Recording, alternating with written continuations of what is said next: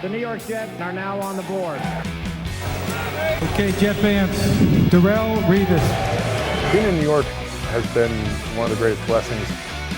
Zach's Fifth Avenue ran that one right now. The New York Jets select. Welcome to episode 1 of the NFL Draft Preview Podcast. In 2022, Ethan Greenberg, Dane Brugler back in the saddle. Another year, another very exciting year too, Dane, because not only is it always exciting to get your expertise on the drafts, but this is back-to-back years now with back-to-back first-round picks, 2 of them in each 2021 and 2022 for the Jets. Yeah, Ethan, it's great to be back with you. It's going to be a fun draft. You know, every draft has their own identity and, you know, different storylines. This year, it's really interesting because it's going to be a meat and potatoes draft. You know, there's a lot of really solid players that project as NFL starters. We're just missing some of that star power at the top. And part of that is the lack of high-end quarterbacks that are available. You know, we don't have necessarily that Chase Young, that Myles Garrett, that no-brainer at the top who's going to be the clear-cut number 1 pick.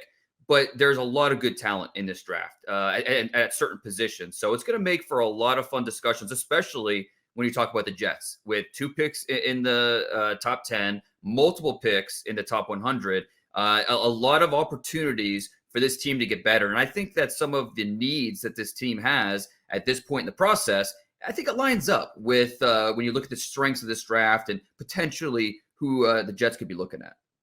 All right, so you said it. Jets have picks 4 and 10. They got 35 and 38, so that's 4 in the top 38. They have 2 fourth-round picks, a pair of fifth-round picks as well. And we're recording this January 24th. We got a long time to talk about all the different prospects. But from a wide-angle lens, you mentioned that this class is missing some of the star power that maybe we've seen in other classes. But you also said that the Jets, the perceived needs right now as they stand in January. And a lot of this will be crystallized by the time the draft comes in late April through free agency and trade and everything of that nature. What are the strengths and weaknesses of this draft class? And what do you think mirror up well with what the Jets want to do here in Florham Park? Well, I think when you look at the wide receiver position, I don't know about the depth into day 3. I think it's a little thin when we get to the mid to late rounds. But top 100, first round, it's going to be a well-represented position. I've got 6 wide receivers in my top 25. So you look at the Jets hitting there at the 10th pick, potentially a spot where they could be looking at a pass catcher there. This is one of the deeper tight end classes we've ever seen. And that's without having a no-brainer first-round pick at the position. So rounds 2, 3, 4, into day 3, we're going to see the tight ends fly off the boards. I have over 20 tight ends in my rankings that I've talked to teams, and at least some of those teams have draftable grades on 20 different players. So we're going to see tight ends well represented. Offensive tackle is going to be a position that's coming off the board early. We could see 5, maybe 6 in the first round. And some of those guys have position versatility. You talk about an Evan Neal from Alabama who started at a full season at guard, started a full season at right tackle, started at left tackle. So he's a player that could be plugged in at different spots. And so I think the offensive lineman is a position that the Jets could be looking at. Edge rusher, another position that's going to be really well represented in every single round. A good mix of power guys, speed guys, development guys. So I think those positions really stand out. I throw linebacker in there as well as a position that we're going to see a few first rounders, 2nd, 3rd, 4th round. It's not going to tail off. So a few of those positions that are the strengths of this draft, I think really pair up well with what the Jets could be looking at when it comes to draft weekend. I think what you just said is going to be music to Jets fans' ears, although the Jets do have the 4th pick, and what you said originally, maybe not the best class at the top of the draft, but again, having a lot of capital works in teams' advantage every year, specifically this year for the Jets and what you just laid out. Now, before we talk about the Senior Bowl, and that's going to be big for the Jets, they're coaching in it. They're coaching the Nationals team, the Lions coaching the American team. I have one very specific question for you in terms of the top of this year's draft. And again, we're going to have months and months to go into great detail at each position. But Derek Stingley, I want to bring him up for one reason. He had a stellar freshman year, obviously, since the evaluation is probably a little murky, to say the least. If he had a similar season his sophomore and junior year to his freshman year, would he be considered potentially in that blue chip nature that's missing right now in evaluators' eyes right now? Oh, I think so. Yeah. I mean, he almost set the bar too high as a freshman. He was so good that year. And, as a true freshman starting in the SEC, teams were not afraid to throw at him. So he saw a lot of action on his side of the field, and he responded in a big, big way. A really fluid, smooth athlete, outstanding ball skills, does a great job returning his eyes to the line of scrimmage so he could locate the football, make plays. It's just, but kind of how you laid it out. The last 2 years, we just didn't necessarily see that. He didn't play at that high of a level. Now, part of it, injuries. That was part of the conversation, especially this last year, coming off the foot injury. He is a wild card at this point because if you trust the talent that you saw in 2019 for the LSU national champions when he was a true freshman, you're going to consider Stingley in the top 5 picks. But if the last 2 years, in a sophomore year, he was good, not great, kind of, he lost all those players from that national title team. He was one of the few returners on defense. And it tailed off a little bit, but he was still a good player. And then this past year with the injuries. So opinions are going to be all over the board on him. And I think that when it comes down to the interviews and the medicals, that's ultimately going to decide where Derek Stingley is drafted. He has to, prove to teams that, hey, yeah, I have the toughness. I'm going to be a guy that you can rely on to be on the field. The guy you saw as a freshman is the guy you're going to get in the NFL. Guys need to create turnovers. Led the SEC with 6 picks that year. So Derek Stingley right now in January is a big, big wild card. I think that he's going to be number 1 corner on a lot of boards, but he might not be the consensus number 1 corner because a lot of these question marks we've been talking about. Look, it's going to be fun is basically what Dane is saying, because there are a lot of questions in the top 10, and that's what makes the draft fun, right? The unknown of the draft. There's always the wild card, the team that picks the guy maybe that you're not expecting them to select, and it feels like there could be a lot of that come April. And again, months and months to digest it, but the first major tentpole event in the draft process, as you'll see on the Reese's Senior Bowl website, is the Reese's Senior Bowl down in Mobile, Alabama. Their tagline is "The draft starts in Mobile." And for the Jets, seems like they're going to have a really cool advantage coaching the national team, and the Lions will also have an advantage compared to the other 30 teams in the NFL. But from where you sit, Dane, what is that advantage for the Jets and the Lions as opposed to the other 30 teams that are just going down to evaluate? Well, I think there's a few areas where the Jets are going to have an advantage. First off is just a head start. You're going to be able to get a head start on the rest of the teams in terms of understanding these players even more. And then, I think the hands-on learning with these players, the biggest thing with young players going from the college level to the pro level, a big part of it is how do they learn? How are they coached up? Their personalities as people, as players, as learners. The Jets are going to have an opportunity to have hands-on approach with these guys to better answer those questions and understand, okay, does this guy fit our culture? Does he fit our coaching? That's an opportunity that 30 teams are not going to have. The Lions and Jets will have that this year. And we see it every year where teams that coach in the Senior Bowl usually end up drafting 1, 2, maybe more players who they coached this week in Mobile. They end up drafting those players because they end up knowing them better than anybody, establishing that relationship. And it's something that is a great audition, a great opportunity for these players to get in front of teams. Really, and you think about it, this is the last time they're going to wear pads and a helmet in a football setting before the draft. And so this is a great opportunity for the 110, 115 seniors, draftable players that will be at the Senior Bowl. And for the Jets, it's an opportunity to get out in front. And, the scouts have been on the road. They've seen these guys. The personnel department has been, working on these guys. There's no surprise there. But the coaches, this is where they really start to get involved in the process. And the Senior Bowl is going to be their first introduction to a lot of these players. And so you look at the Jets roster, the national roster for the Senior Bowl, there's a lot of potential Jets on that team. Guys that could be first-round picks, second-round picks, really talented players that can make the Jets a better team. Oh, yeah, we're going to dive into it right now. But I just want to say in terms of when you said that there have been examples, especially recently, the one that comes to my mind of a coaching staff going down and coaching a player that they later drafted. I think just because they're in the playoffs, he means so much to that team, is Deebo Samuel and the San Francisco 49ers. That is the obvious marriage. And for the Jets, obviously they did not coach in last year's game, but Michael Carter, the running back, who had a very good rookie year, was a part of the Senior Bowl last year. So that's something to keep an eye on, or something to know as the Jets embark on their coaching. And I guess the coaching staff and the front office really hand in hand here. Let's dive into this 2022 national squad roster a little bit. Obviously, the Jets are set at quarterback with Zach Wilson, but every team has its quarterbacks. And this quarterback crop as a whole, not even just the national team, very interesting.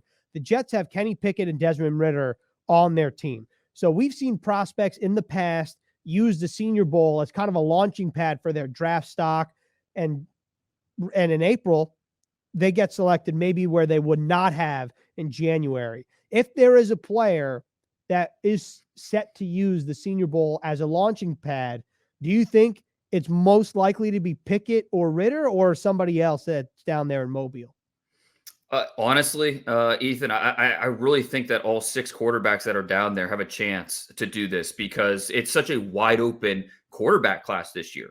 All 6 quarterbacks that are going to be in Mobile can be top 100 picks. Several of these guys are going to be probably first-round picks. It's just such a different group of players, diverse group of players with what they offer, their talent, with the way they can impact the game. And they have different resumes in terms of what they did at the college level. You got a guy like Kenny Pickett who came back for his 5th year at Pitt and really just expanded his game, emerged as his possible first-round pick with how he played, kind of a Joe Burrow light. Not quite on that Joe Burrow level, but he excels in a lot of the same ways where maybe he doesn't have the elite physical traits. His arm's good, not great. He's a mobile player, but not a superstar athlete. But he's a smart player, competitive player, and he understands how to win with using his arm at all 3 levels of the field. He understands how to move the pocket. All these different elements that it takes to play the position at a high level. Kenny Pickett really showed the ability to do that this season for the Pitt Panthers. And so I'm eager to see him live, just to see how the ball comes off his hand at the Senior Bowl, see how he connects with the receivers, how he does with anticipation throws, layer throws, all the different throws you want to see him make in this type of setting. So for Desmond Ritter, the same type of thing where he had a ridiculous resume at Cincinnati, something like 43-5 or something like that as a starter, just a crazy amount of wins on his resume, took the Cincinnati Bearcats to the college football playoff. And yet he still has a little bit more to prove, even though we have seen so much of him. We have a ton of tape of Desmond Ritter, but he has a chance to go to Mobile and show that, hey, I can do it against the best. I can do it with against the best seniors in the country. So all of these quarterbacks, they're kind of jockeying for position right now. I think that of the 6 that are going to be in Mobile, Kenny Pickett is probably the favorite right now to be the first drafted, but it is a wide open race at this point. It's going that obviously the quarterback narrative drives so much of the draft, and this could be a 2019 type year after hearing what you said and reading a couple articles that maybe the first quarterback is someone like Daniel Jones in 2019 at pick 8, whereas it won't be necessarily I guess you call it the traditional sense. The number 1 overall pick, typically the quarterback. That might not be the case this year. Probably is definitely not going to be the case if Jacksonville holds suit, because that would just be absolutely shocking. Anyway, that's the quarterback landscape. Well, it's just really something else I wanted to add. The Jets, they're hoping one of these quarterbacks, just tears it up. All the teams in the top 5, top 10, they're hoping a Kenny Pickett or Desmond Ritter or one of these quarterbacks just looks outstanding and, drives the price up. So all of a sudden, maybe we are talking about a quarterback in the top 5, top 7, top 10, start getting those trade conversations up and start talking about that. And so absolutely, these teams will be trying to get the most out of these players, hoping for one of the quarterbacks to rise. Right. So Jets fans, have your fingers crossed that somebody lights it up down in Mobile, Alabama.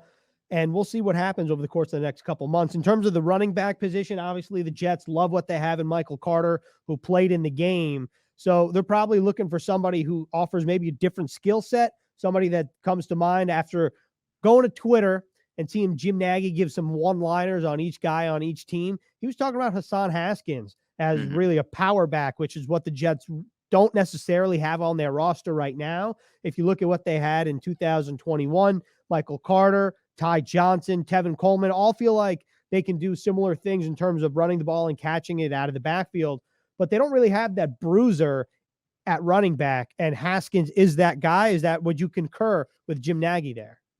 Oh, 100%. That's exactly what Hassan Haskins offers. I mean, they played him at linebacker during his redshirt year, his first year in 2018 for Michigan. So this is a big-bodied back, power through his legs. He picks up his knees and he drives through contact. And it's like the field's tilted when he runs because he's always downhill, stays balanced through traffic.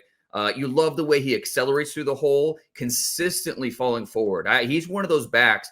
One of the few running backs I've seen the last few years where consistently moving forward. He only had 6 negative yards the entire year on 270 carries, and he's not a home run back. And I think the perfect example of that, 270 carries this year. Of the 270 carries, 3 resulted in a run of 25 plus yards. So it doesn't have that home run gear, but at the same time, he led the FBS in runs that resulted in a first down. So this is a guy that's a singles and doubles hitter, and not that home run hitter, and that's okay. You need these guys on your team, and I think when you look at the Jets roster, especially with the running back set up on the depth chart, I think he'd be a nice addition with what he offers. And we'll see what happens, of course, but something to keep in note in terms of Joe Douglas's draft history with the Jets. They've drafted 2 running backs, both in the 4th round. Michael Pirine, 2020, Michael Carter, 2021. We'll see what happens if they go in that direction in 2022. Now, I want to focus on 2 positions that you want to focus on, tight end and offensive line. Both positions that you would imagine the Jets would be looking after, especially because Joe Douglas wants to address the line of scrimmage each and every year that he will be general manager of the New York Jets. So let's start there. Feels like every year there's a player that goes to a small school that evaluators are really excited to see them play the top level talent, like guys in Power 5 conferences. Who is that player this year, if there is one? Well, with apologies to Colorado State, I don't think it's a small school, but it's not a program that's routinely cranking out NFL players, especially at tight end. But Trey McBride, I think is a player who with what he did as a senior, he has a very good chance to be the first tight end off the board. Won the John Mackey Award as the top tight end in college football. 90 catches this year, over 1,100 yards. He's a guy that he can win as a route runner. You love the way that his head is always located, whipping back to the line of scrimmage, locating the football. Drops, very uncommon on his tape. I think he does a really nice job accelerating out of his breaks, so he gives the quarterback more of a target. He's not a guy that's going to tip his routes. He's durable. He could be as productive as his volume. So you target him, he's going to be productive. One of the areas that I kind of worried about with him, or one of the concerns, is the red zone.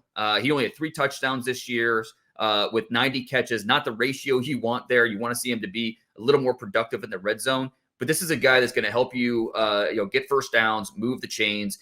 You need guys like that.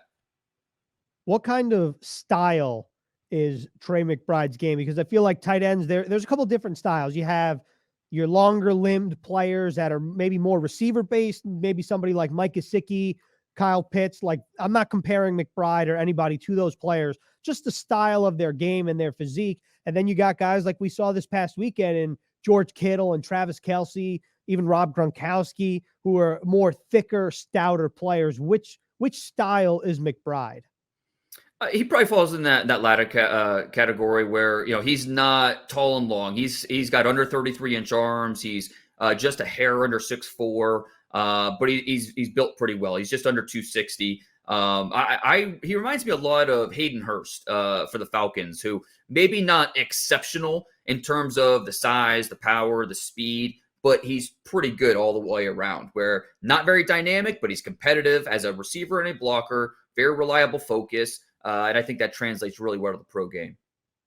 Another tight end that's on the Jets roster, a little bit of a fun storyline here. Jeremy Rucker grew up on Long Island, plays for Ohio State, and it seems to me that Jeremy Rucker's strength is in blocking. So do you agree with that? And do you think that there's room to grow in terms of as a pass catcher, or was that just not what he was asked to do down in Columbus?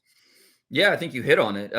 Blocking is his strength, but only because Ohio State didn't give him a ton of targets in that offense. And, it's funny, I tweeted about Jeremy Rucker being a perfect fit for the Jets on day 2. And Jeremy Rucker's father actually tweeted me a picture of Jeremy when he was all of 5 or 6 years old, wearing some Jets gear. So it would be a great story. Born and raised in Lindenhurst on Long Island, and a player who went to Ohio State knowing that, okay, I'm going to this offense that's going to score points. But at the same time, there's so many mouths to feed in that offense. And Ohio State, when they run a lot of 3 receiver sets, and, we see all the talent coming out of that program at wide receiver, hard to blame Ohio State for not throwing it to the receivers. But Jeremy Rucker, when he was targeted, good things happened. Really strong hands, a strong route runner, good pacing, good patience. He's a guy that I've talked to the strength staff at Ohio State. They say that he's never satisfied. He pushes himself all the time. And so you're getting a guy that, especially as a run blocker, I think that's where he really shines. And then a guy that, as long as you give him targets, he's going to produce for you. So I think Jeremy Rucker will be a better pro than he was in college, and it all comes down to opportunity. And so I think there's a good chance we see him come off the board in day 2. And this is exactly the type of tight end you want to be coaching in the Senior Bowl if you're the Jets. Okay, I got to ask you. You said that you liked the fit here for the Jets and Jeremy Rucker in day 2. What about Rucker's game in this Jets offense do you see being a good fit? Well, I think because he's so diverse with what he can do. You can put him in a slot. You can put him in line with his hand on the ground, work him in motion. We know that the way that the Jets offense ideally wants to run, you're going to be moving him around. You're going to be asking your tight end to do a lot of different things, whether it's blocking or running routes, be available for quick passes, but at the same time, have the ability to run the seam. And so I think that Jeremy Rucker can do that. And it's funny, just reading up about him, talking to him, talking to people close to him. He's a big-time soccer player growing up, and he was a goalie. And he credits, being a goalie, evolving his ability as a pass catcher, catching the football. So this is a guy that I think it's just kind of, scratching the surface of what he can be. Like I said, he'll be a better pro than he was college player. I love it. All right, let's move. Let's move to the offensive line here. There's always a small school guy that ends up being the talk of Mobile, or so it seems. I remember a couple of years ago, it's like, oh, who's this Titus Howard guy that he ends up being a first-round pick? Is there a player like that that's going to be in Mobile? And is he, if there is he on the Jets roster or the Lions? Yeah, Trevor Penning out of Northern Iowa. He might be the best player in Mobile, regardless of position. This guy is a monster, 6'7", over 35-inch arms. He is a nasty dude. And this is the perfect opportunity for Trevor to say, okay, yeah, maybe I am already a first rounder, but I want to be a top 10 pick. And this is going to be an opportunity for him to show that. Going up against FCS competition on tape, not a lot of guys could really compete with him and challenge him. And so the one-on-ones during practices are going to be huge for Trevor Penning. If he's able to shut down pass rushers in those one-on-ones in practice, his draft stock is going to go through the roof. And we can see him ascend from being probably a top 25 pick to possibly top 10 pick. He has that type of ability, the type of movement skills, the type of power. And so Trevor Penning, there's a lot of teams excited to get their hands on Trevor Penning and see how he does at the Senior Bowl. All right, let's just have a little fun here. You're telling me that there's a path for Trevor Penning to potentially, if he were selected by the Jets, to be the number 10 overall selection if the Jets stay put there? Absolutely. Trevor Penning is that good to be a possibility at number 10. And, I talked about earlier how the tackle position, really a strong group this year. And Penning's right there in the mix to be one of the first 4 tackles drafted.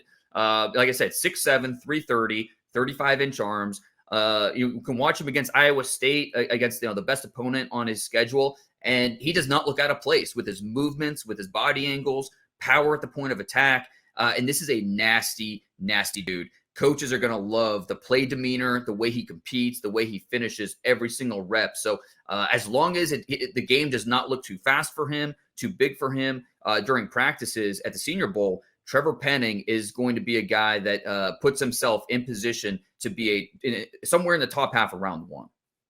All right. That's going to be all right, Jets fans. Basically, circle Trevor Penning as a guy to get to know, because even if he doesn't get selected by the Jets, and there is a very likely possibility that he is not, considering the Jets are one of 32 teams, you got to know who he is, especially heading into Mobile, considering the Jets will be coaching him up down there in the Senior Bowl. So let's flip to the defensive side of the ball here.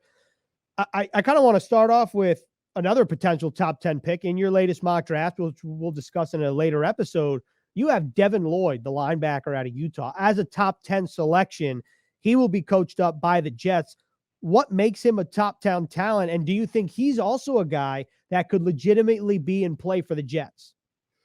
Yeah, I think so. Because Devin Lloyd can, we saw what Micah Parsons meant to the Cowboys this year. And Devin Lloyd is not quite on that Micah Parsons level.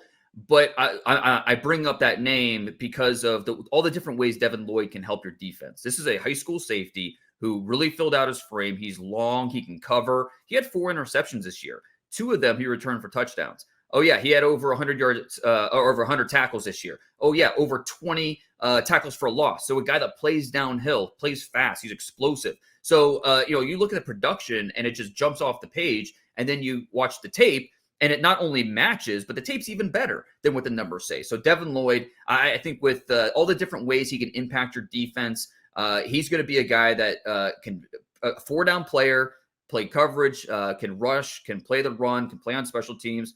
Devin Lloyd's going to be a guy that teams in the top 10 consider. So definitely a name for Jets fans to know. All right, let me ask you this. My ears perked when you said that he played safety, because if you look at what the Jets did last year in the draft, Jamie Sherwood, Hamza Nasruddin, both college safeties, both making the transition to pro linebackers. So knowing that about Devin Lloyd intrigues me, and I think that should make Jets fans, aware of what they're coaching down in Mobile.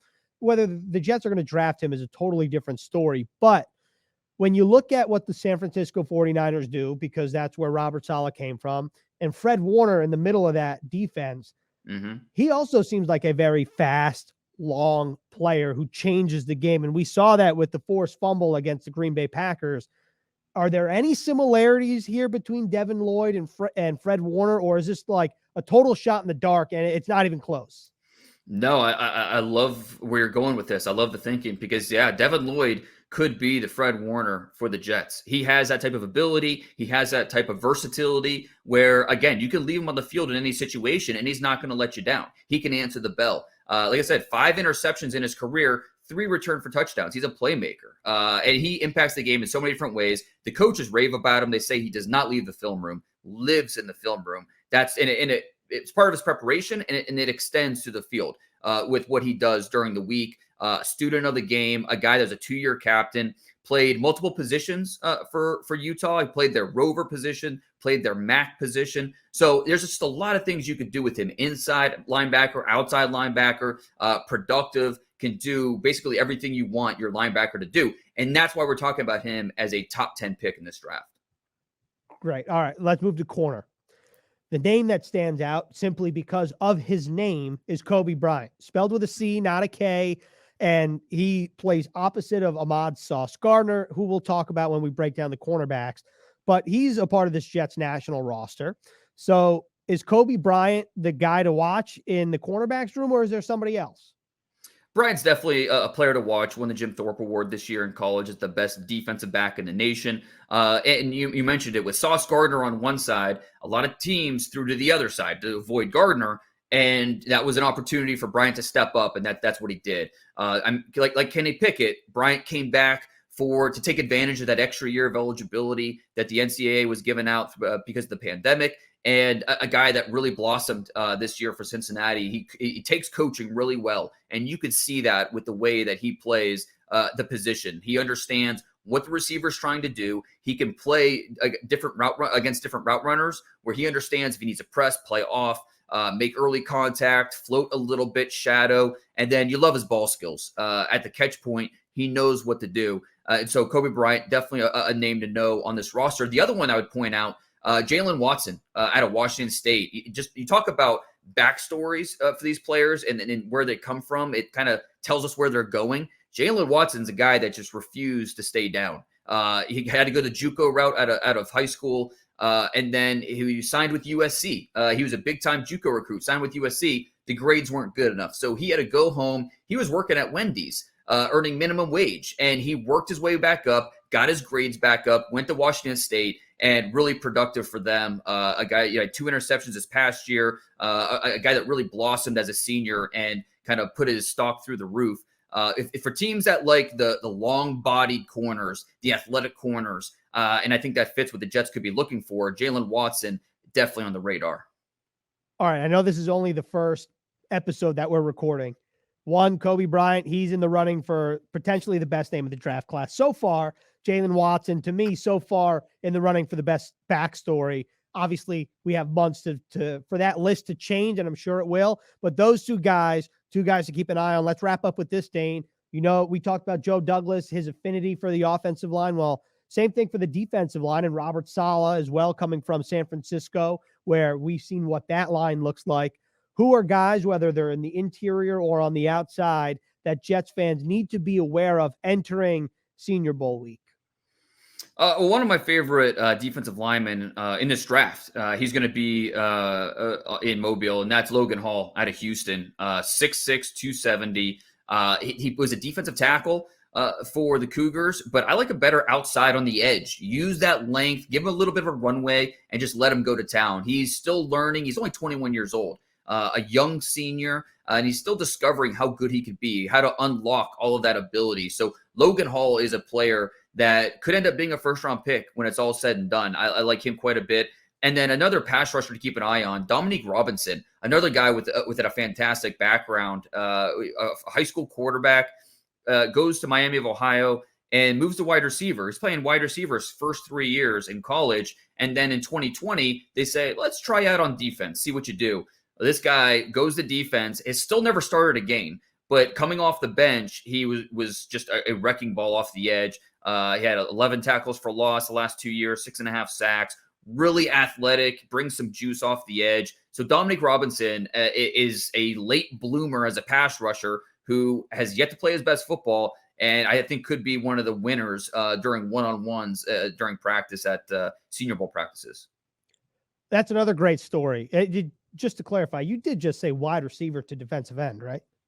That's it. Yeah, he was a high school quarterback at Canton McKinley in Northeast Ohio, close to me. And then he goes to Miami, Ohio, played wide receiver his first 3 years. He had like 27 catches, 4 touchdowns, wasn't really doing it in terms of, making that much of an impact. And so the coaches went to him and said, hey, you want to try defense? And so he goes out and, like I said, he's coming off the bench as a reserve, but he's 6'5". He got his weight up to 255. So he looks like a defensive end. He doesn't look like a skinny wide receiver trying to play a defensive position. He looks like a pass rusher, and he's still discovering just how good he could be. So I'm excited to see him live during practice to see what he can show and see if he can maybe work himself into the top 100 conversation. That's another amazing story. Wide receiver to defensive end. Isn't that the Gregory Rousseau route from high school to college at Miami? Didn't he play wide receiver in I don't remember what high school, but he went to a Florida high school when that's not easy to get on the field as a receiver down in South Florida. So then defensive end, first round pick, and now they just lost, but in the playoffs, in one of the most exciting games in NFL history in recent memory. So that was a great preview. All right. This conversation, like every year, I'm always very excited to talk with you and to get the draft talk going. That just put this to another level, especially with the Jets coaching in the Senior Bowl. So I'm jacked up.